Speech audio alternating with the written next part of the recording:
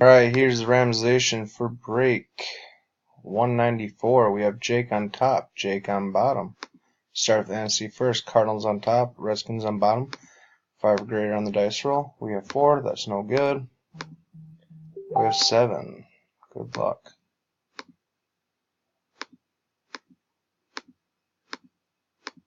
Final round. Bears on top, Panthers on bottom.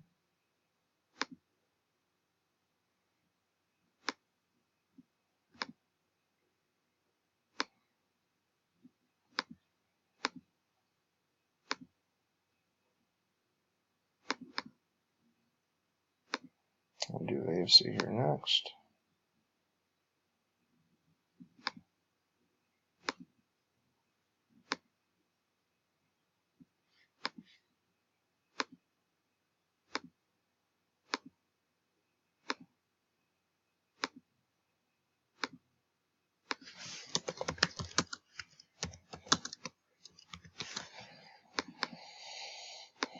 Alright, we got Ravens on top, Titans on bottom, 5 or greater.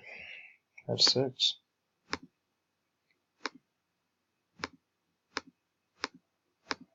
Final round. Broncos on top, Texans on bottom. Alright, good luck everyone.